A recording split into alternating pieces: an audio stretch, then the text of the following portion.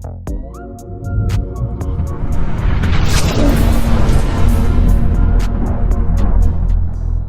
people, man. What's up? What's good? We are back with another episode of the 3 Milli Podcast. Blessed be your host, Caleb Smith.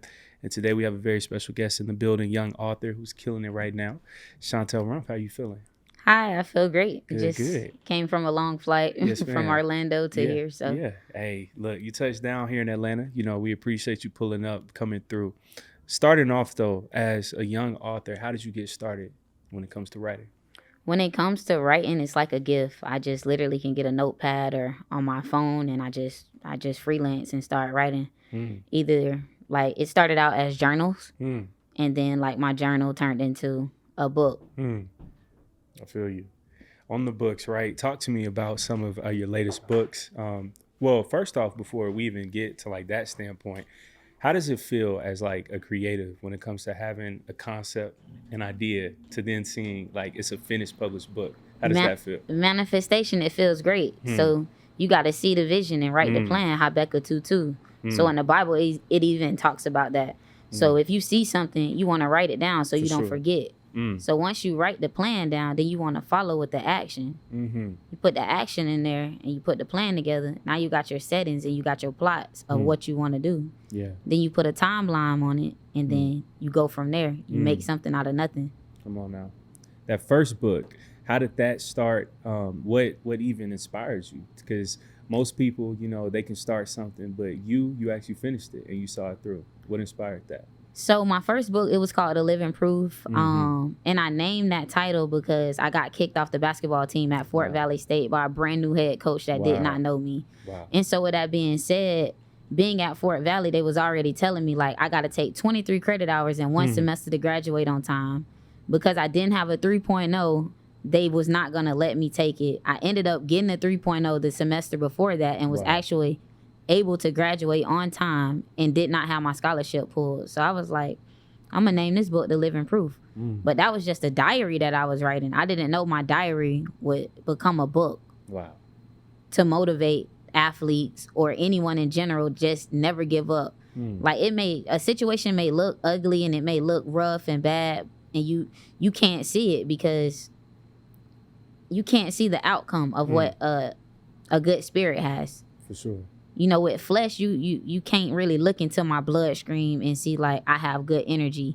It just comes from the universe and the atmosphere that you put in. What you put in is what you will get out. For sure. So you can't want something if you're not putting anything into the atmosphere. That's right. Come on now. Most athletes, they struggle, you know, when it comes to like life after sports, right? How can you potentially help other athletes, whether it's girls that just got done playing basketball, guys who just got done playing basketball, football, for life after sports? So life after sports, you always got to think the worst. Sometimes you got to think the worst. Okay, you want to go to the NBA or the WNBA. What if you break your leg? That's right. What's your next option? That's right. So a lot of athletes, a lot of males per se with athletes, they think about, oh, I'm going to get to the league. Okay, you make it to the league, you break your leg, and you don't finish with the degree. You always want to leave that school with a degree so you can have a backup plan, something to fall back on if the sports that you're participating in does not work. You'll have a backup plan. So now you can get a career job or you can develop a business or something to have to fall back on if, you know, something goes wrong in the league for you. I love that. Every single day when you wake up, what drives you? What drives Chantelle every single day? My daughter. My daughter. I have a 1-year-old. Her name is Bella. And just the joy and the excitement of waking up knowing that I have to be a provider. Wow. Just being a strong black woman in general, I have to be a provider. I can't say no. Yes, ma'am. Having a daughter, how did that feel, right? From going from being on your own to now I'm responsible for a whole little human being. How did that change, like, towards your mindset shift and things like that as well? My daughter, she brought out every feminine trait in me that I did not know that I had inside of me. Because I was real tomboyish, just ripping and running through the neighborhood. So my daughter, she brings out the soft side of me, like the side that nobody gets to see. except for somebody that I was in love with or in a relationship with. But my daughter brings out a side that no one has ever seen in me. Yeah. And it's just the excitement and the thrill of what a small human being can do to change your life. Yeah.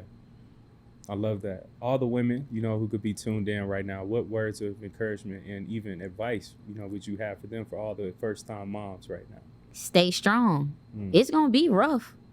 Don't give up. Stay strong. Because it's light at the end of that tunnel. It's always going to be light at the end of the tunnel. Like, I'm tearing up as I'm saying. If I take the shades off, I probably will be crying. I got tears behind my eyes just talking about my daughter. Because that's my thrill. My daughter is literally my excitement. That's how I strive day to day.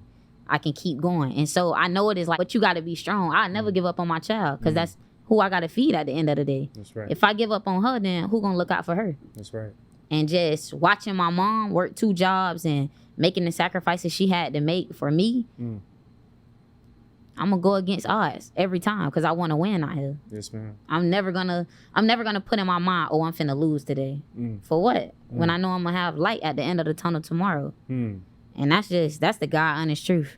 Yes, now ma'am. You got me crying. Hey, man, look, that's my job. I love this. So we got young authors, right, of people who are trying to write. Everybody has a story. For people who could be having writer's block right now, how should they kind of like wiggle out of that, of overthinking sometimes, and instead, man, just finish that book? How can they do that? Get you a notepad. And like I said, you got to write the vision. When you write the vision, you got to write the plan. So by you just writing everything down, it's going to manifest. You want to pray on it. And you want to feed it good energy. Don't never feed your brain negative thoughts. If you feed your brain negative thoughts, you're going to have trouble getting past what you want to do because it's always going to be a fear on something. Don't ever put a fear or a blockage in front of you because no abundance is going to be able to go through the door because you're putting so much fear onto that energy attachment that is not going to align for you. You got to have a breakthrough. You got to go through situations in order to have a breakthrough to be able to overcome what you have fear of. When you just put God first, everything will literally, the red carpet gonna roll out in front of you. Once you put God first, you got to put God first, and then you want to put yourself second. That's right. You view it in his lens, you're not gonna see the things that he can see. God gonna bring the things that you don't know up out of you to get you where you need to get at. Come on. Hey, you're dropping some bars right now. Living Proof, that title, powerful title, right? How are you living proof for all the other people that's trying to tap in and follow you right now, Chantelle? How are you living?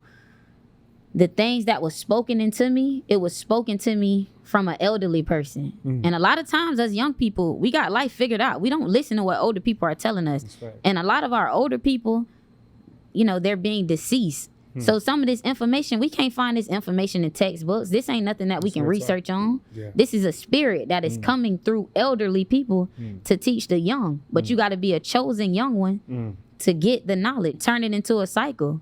You know what I'm saying? I like to hear people say, oh, I'm breaking generational curses. No, you're starting a new set for a new generation. You're not breaking anything. You're starting a new cycle for the ones that are coming behind you. Stop with the, I'm breaking a generational curse, because somebody can come right behind you and start the curse again. Now what? How long before it's broken again? Yeah. That's good. That's good. So, all right, when it comes to setting up an inheritance, leaving something behind, right? What are you trying to leave behind for your daughter, future children, future family members? I got a legacy for my daughter, literally. Like, she can always go back and say, my mom got books that she wrote. The books can always get reprinted. That's right. See, when you doing, I don't mean to knock nobody hustle, but you got to be able to leave a trademark out here. You got to be able to leave something behind. That's just like, if a person was an artist, they got so many different pictures that can be placed in museums. Yep. Okay. And people can bid on those pictures. That's right. And they can be exhibited different places. So I want my books to not just be local. I want to expand them all over so she can always go back and look back on something. Ooh, that's hard.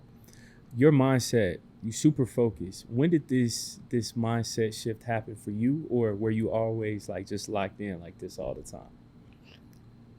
It something, how can I explain? I was going through spiritual warfare. I'm gonna just put it like that. I was going through spiritual warfare and battling within self. And when I was battling within self, I cut everybody off to learn myself. So that's why that's why I was able to write about my book, Rebirthing Self-Love, Mental Health, and Forgiveness, because it starts with self. In order to really know yourself and truly be yourself, you have to study thyself approved. You have to know self. That's right. Yes. Self-love. What does self-love look like? Because in today's time, we got people that's always trying to change how they look, how they feel. It's people on drugs. It's people trying to get plastic surgery all the time, right? What does self-love look like to you, Chantelle? Self-love looks like to me somebody that's just pouring into themselves. They focusing on themselves. They focusing on their dreams, their goal. It's not always about the outer appearance. I mean, you want to look healthy and feel and feel healthy inside too, but you always want to make yourself happy.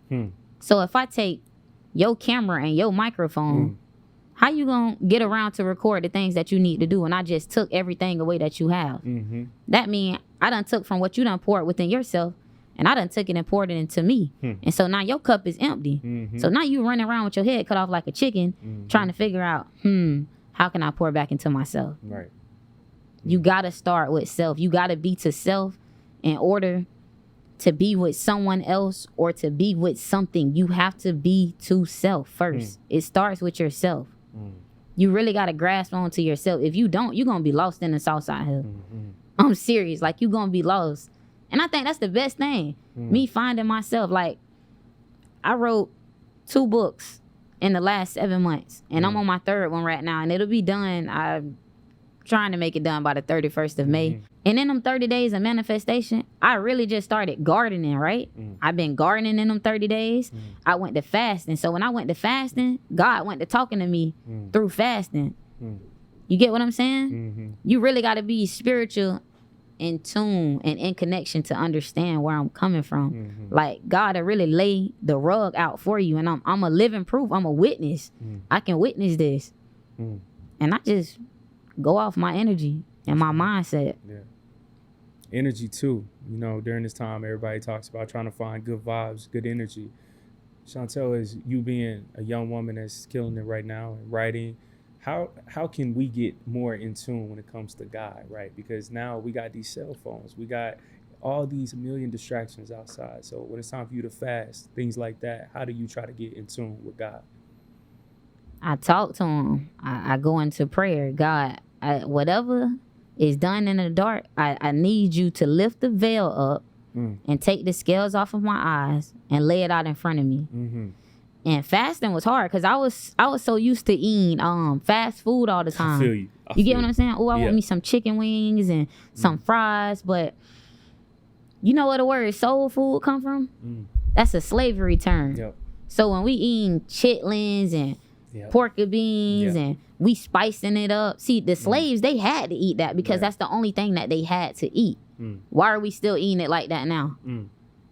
And we wonder why we got blood pressure, cholesterol, like diabetes. It's because we don't change our diet. You get up, you don't see too many black people walking in the morning, drinking a lot of water. Not black old people. Now, on the other side, I will see an old 90-year-old Caucasian woman walking down the road and exercising because they take care of their bodies. We don't. That's it. In your books, too, you talk about something that's very important, mental health.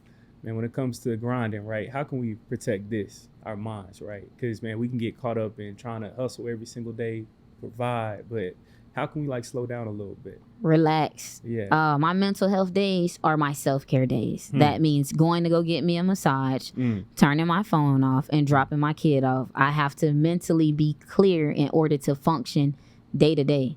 And if you around people that is bringing you toxic stuff every day to try to piss you off or make you upset or you need to go see this, you need to, no. You need to cut those people off because they're not mentally stable inside. And they may see a gift that you have inside of yourself and they want it. So they'll bring you negative information to distract you, to throw you off of your peace level. So you got to function mentally, physically, spiritually. Yes, ma'am. Negative people. I already know people that's chosen, you know, such as yourself, have probably encountered people who could be jealous of you, try to hold you back. We got young creatives who tune in to this platform. all the young people right now who might have a dope idea, dope concept, how can they protect their vibes, their energy from people who might not want to see you win? That's a hard one because social media got people to where you can be a millionaire on social media and you can look good. I mean, you can have on the Gucci shoes, you can have on Burberry, and you don't have nothing. You don't have nothing except for what you got on. Where's the foundation? So my advice to young people, don't be no class clown. Be the nerd. Because being a nerd and being a straight A student is going to get you somewhere versus the kid in the back that's always laughing, kiki. Because they probably really hurt inside and they don't know how to express their hurt. And so I honestly think everybody should get therapy. I don't think it's nothing wrong with someone having a therapist or someone having someone speak nothing but positive vibes into their life. See, when you see something positive, you're going to attract positive. But you know, a negative thing and a positive thing, it can come out positive.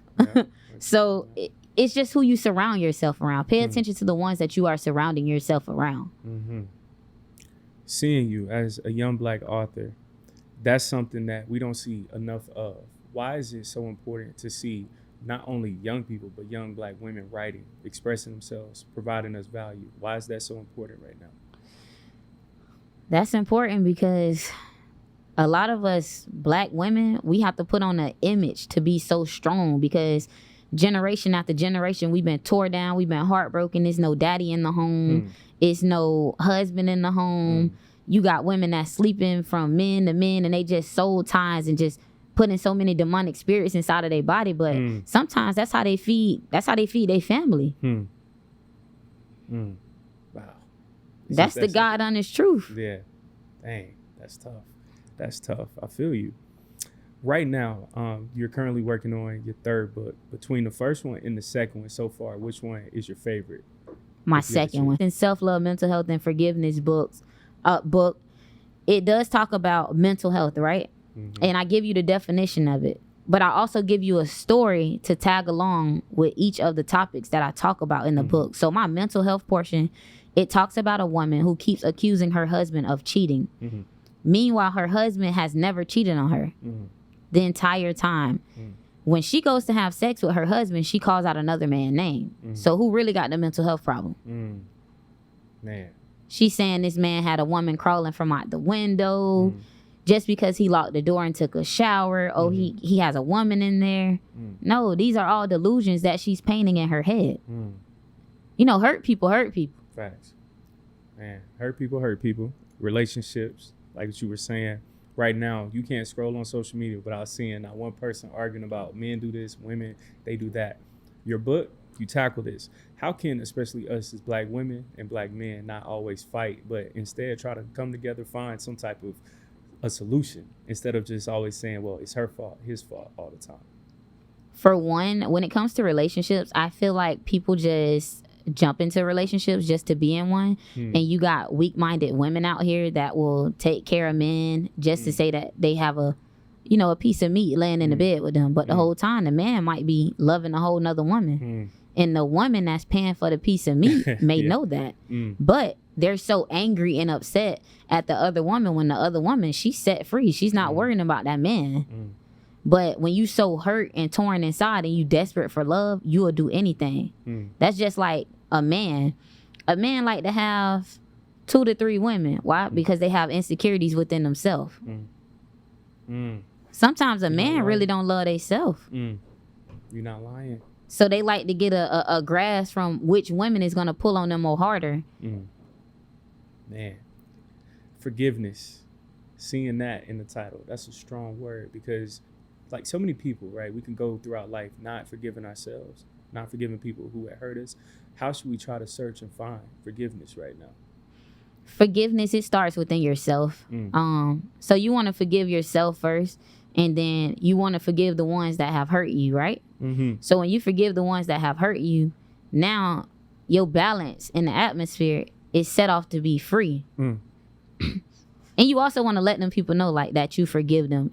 Even if they hurted you, betrayed you, like you still want to forgive them. You don't have to forget, but you must forgive them in order to really be happy and at peace within yourself. And you got to mean it. Don't just say, oh, I forgive them, and then 5 minutes later, y'all get into a dispute, and you bringing up something crazy that this person done did 2-3 years ago. That means you didn't forgive. You still holding on to that. You got to let it go. Eventually, you got to let it go, or you going to be walking out angry. Oh, I just want to fight the world. Yeah. Are you going to bring it into your next friendship or next relationship? You have to let it go.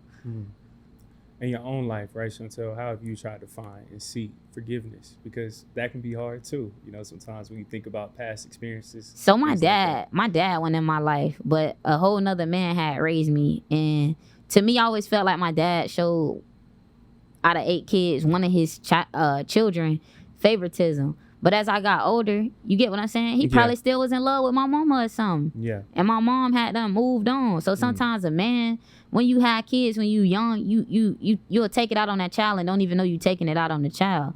So I had to learn how to forgive. I mean, I'm grown. I can't keep walking around, oh, he ain't do nothing for me. Oh, screw him, da-da-da-da-da. No, okay, you grown with a baby now, Chantelle. Let it go. Let it ride. Let him be in your child life. Let him make up for what he didn't do through your child. Keep pushing. That's it. Love that. This third book, what do you expect for people to gain from reading this third book that you're almost done with? Seeking God and learning how to plan things and make it happen, and not just saying, oh, you know, I want to be this great photographer. Okay, where's your camera? How do you want to be a photographer without a camera? Yeah, you're not trying to set yourself You're up. not trying to set yourself up. You rather go spend $300 on a pair of shoes instead of going and go pay like, I don't know, $220 for a camera and, you know, $20 on Amazon for the little microphone thing. Like, that's it. Yeah. And $5 from Five Below for a Ring camera. Like, you got to make it happen. Most of us say we want it, but we don't want it. We just say it just to sound good. Man. That's it. So for our friends, you know, who could be out there who say that they want it, how can we hold them accountable and make sure that, okay, like if you want to be a photographer, buy this camera, like how can we push our friends more?